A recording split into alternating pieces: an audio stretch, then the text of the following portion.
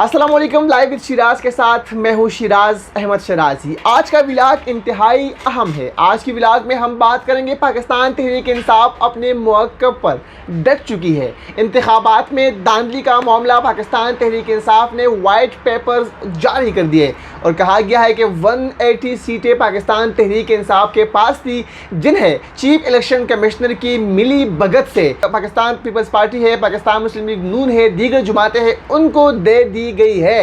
ये पाकिस्तान तहरीक इंसाफ का मौक़िफ़ है और इसके हवाले से आज मरकज़ी दफ्तर जीएल पे पाकिस्तान तहरीक इंसाफ के रहनुमाओं बैरिस्टर गौहर अली ख़ान, उमर अयूब, रऊफ़ हसन, शिबली, फराज और मुसद्दक ने प्रेस कॉन्फ्रेंस की और तमाम तर जो बातें थी वो तमाम तर अवाम के सामने रखी और सबूत के साथ कहा गया कि किन किन हलकों में किस किस तरह धांधली की गई, कहाँ कहाँ रिटर्निंग ऑफिसर के साथ जुल्म किया गया, कहाँ कहाँ पर लोगों को गिरफ्तार किया गया, कहाँ कहाँ पर पाकिस्तान तहरीक इंसाफ के जो कारकुनान है या जो वर्कर्स है या फिर जो कैंडिडेट्स थे उनको किस तरह अगवा किया गया। पाकिस्तान तहरीक इंसाफ की जानिब से वाइट पेपर में सब कुछ सामने लाया जा चुका है और इस वाइट पेपर्स में हमने देखा कि पाकिस्तान तहरीक इंसाफ की मीडिया विंग ने ख़ास तौर पर अहम रोल जो है वो प्ले किया और आज की प्रेस कॉन्फ्रेंस में तमाम तर वजाहतें, तमाम तर सबूत के साथ उन्होंने प्रेस कॉन्फ्रेंस की और कहा गया कि किन किन हलकों में किस किस तरह ट्रिब्यूनल में मामला गया, कहाँ कहाँ पर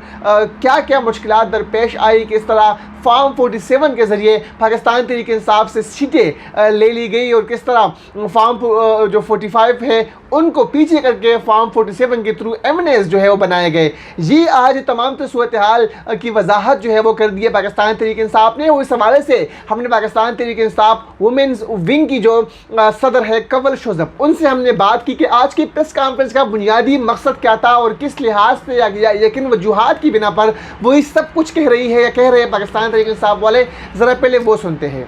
वाइट पेपर जारी कर दिए गए हैं, क्या कुछ हुआ है इन इंतखाबात में, क्या कुछ लिखा है? देखिए, 3 कैटेगरीज़ हैं। एक तो जो फॉर्म 45 एक्यूरेट थे और उसमें फॉर्म 47 मिल गया और फॉर्म 45 जो है वो इलेक्शन कमीशन कभी अपलोड कर रहा था, कभी वो गायब हो रहे थे। तो एक तो वो है। दूसरे वो हैं जिनके जिस तरह की मेरी हल्के में हुआ कि आपने पोलिंग एजेंसी शाम को जो है सुबह ही कुछ को आधों को तो सुबह मारपीट की और आधों को शाम को उठा लिया। खैर मेरे हल्के में तो और भी बड़ा कुछ हुआ है कि प्रिजाइडिंग ऑफिसर्स भी उठाए गए हैं और वो सारी अब आपने वो फस्तायत आपने 21 अप्रैल को भी देखी और खुलेआम देखी।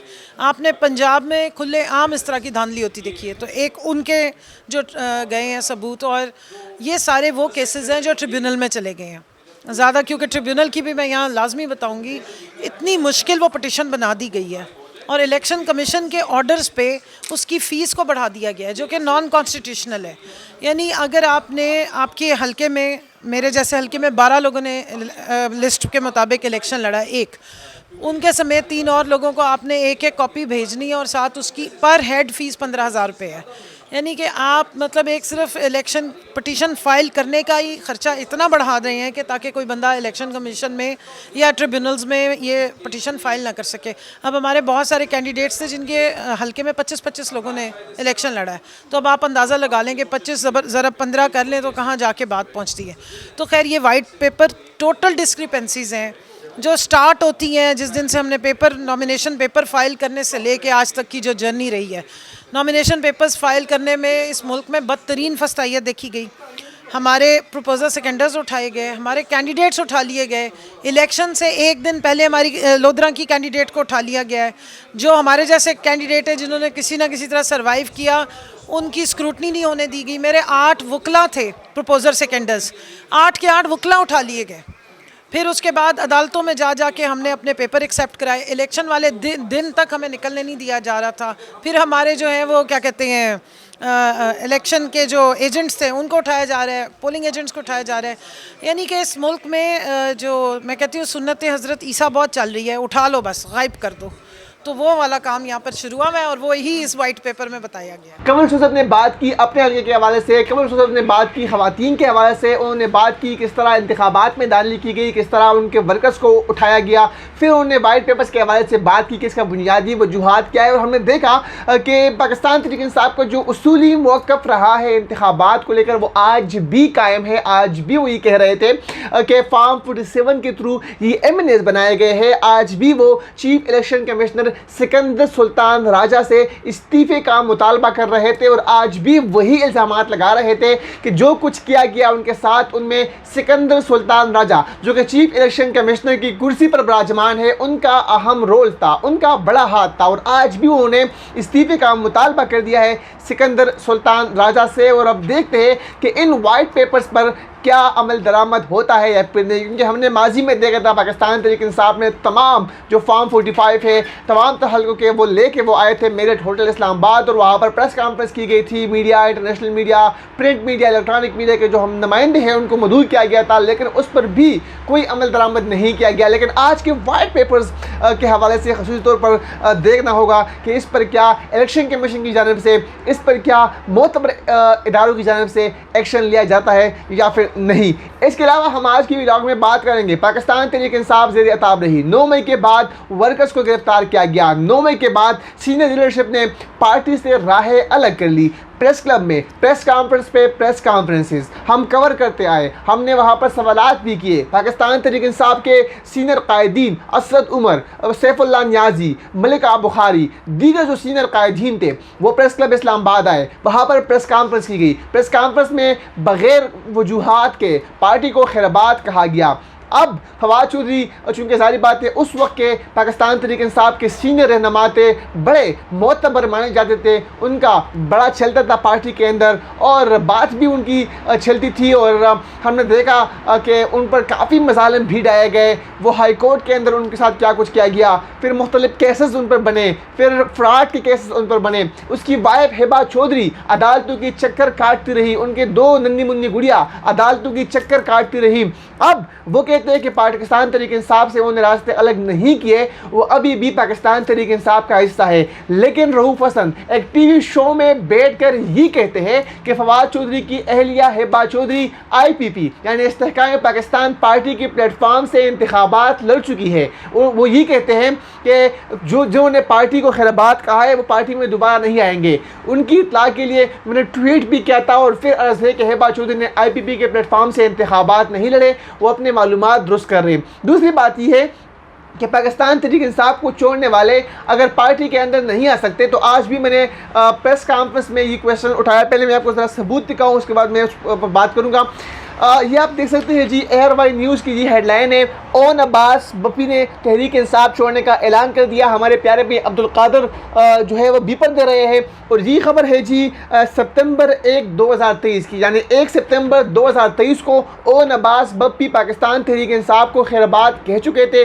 ये आप ARY न्यूज़ की खबर देख सकते हैं। उसके अलावा जी उसी ARY न्यूज़ की खबर है और ये खबर है जी तारीख़ 26 मई 2023 की। रहनुमा पाकिस्तान तहरीक इंसाफ सेनेटर सैफुल्लाह नियाजी ने पाकिस्तान तहरीक इंसाफ को खैरबाद कह दिया। जी पार्टी छोड़ने का ऐलान कर दिया।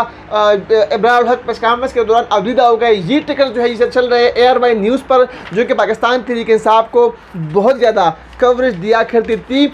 और इसके बाद हमारे एक और शाहफरमान साहब जो कि खैबर पख्तूनख्वा के रहनुमा है वो भी पार्टी छोड़ चुके हैं। लेकिन अगर वो पार्टी के मामला दोबारा संभाल सकते हैं, अगर वो पार्टी में दोबारा आ सकते हैं, आज भी ओन अब्बास बप्पी ने बानी चेयरमैन पाकिस्तान तहरीक इंसाफ इमरान खान से मुलाकात की। इससे कबल सेनेटर सैफुल्लाह ने भी बानी चेयरमैन पाकिस्तान तहरीक इंसाफ से मुलाकात की। तो अगर ये दोनों पार्टी को छोड़ने वाले, प्रेस कॉन्फ्रेंस करने वाले, वीडियो बयान जारी करने वाले पार्टी में दोबारा आ सकते हैं, तो पार्टी के लिए जेल की सहुबतें बर्दाश्त करने वाले, पार्टी के लिए अदालतों के चक्कर काटने वाले, पार्टी के लिए कुर्बानियाँ देने वाले फवाद चौधरी और पार्टी को इस्लामाबाद में पहचान दिलाने वाले, पार्टी को इस्लामाबाद में चलाने वाले असद उमर क्यों पार्टी में वापस नहीं आ सकते? इनको ख़तरा किससे है या किसको इनसे ख़तरा है या फिर वजूहात क्या है? ये भी अहम सवालात है और इस हवाले से भी आज मैं सवाल किया प्रेस कॉन्फ्रेंस के दौरान।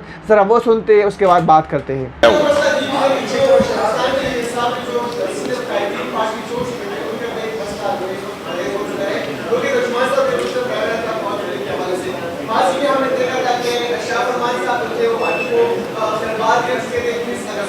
उसके अलावा बप्पी साहब पार्टी छोड़ चुके थे 1 सितंबर 2023 को, जबकि सैफुल्लाह नियाजी साहब ने वो पार्टी छोड़ चुके हैं 26 मई 2023 को।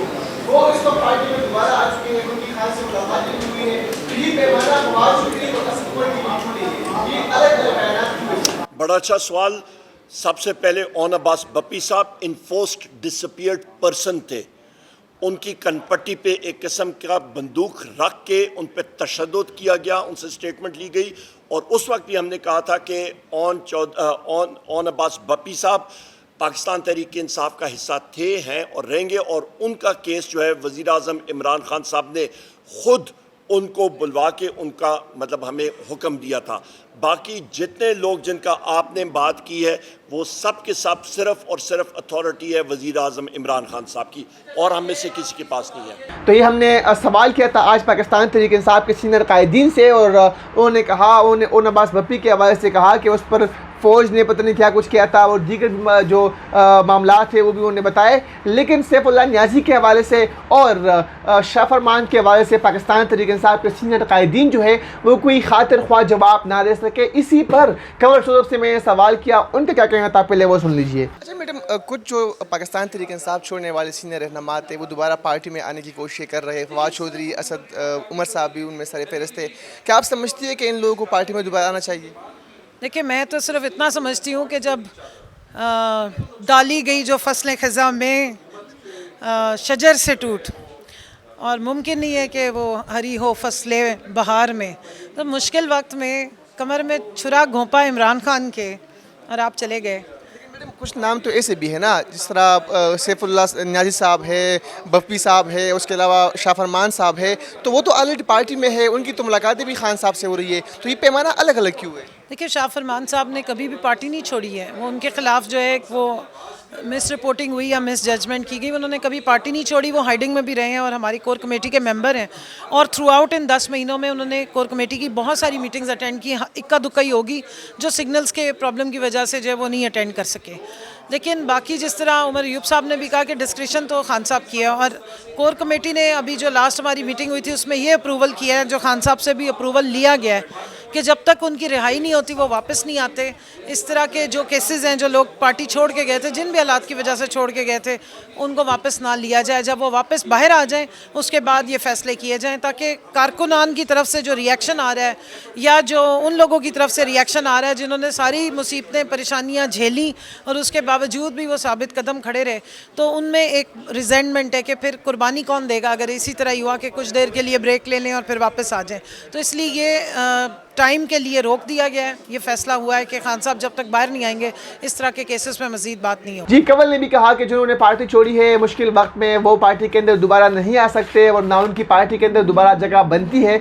और मैंने सवाल यही भी किया, इन दो सीनियर रहनुमाओं का भी जिक्र किया कि ये भी तो पार्टी छोड़ चुके थे लेकिन दोबारा आ गए हैं, तो फिर ये रास्ता फवाद चौधरी के लिए क्यों नहीं? खैर, अब ज़ाहिर बात है कि पार्टी के अंदर भी कुछ ऐसे लोग हैं कि जिनको ख़तरा हो सकता है या फिर जो मामला थे वो देखे जा सकते हैं, लेकिन उनका ये कहना है कि बागी चेयरमैन पाकिस्तान तहरीक इंसाफ इमरान खान जो फैसला करेंगे वही होगा।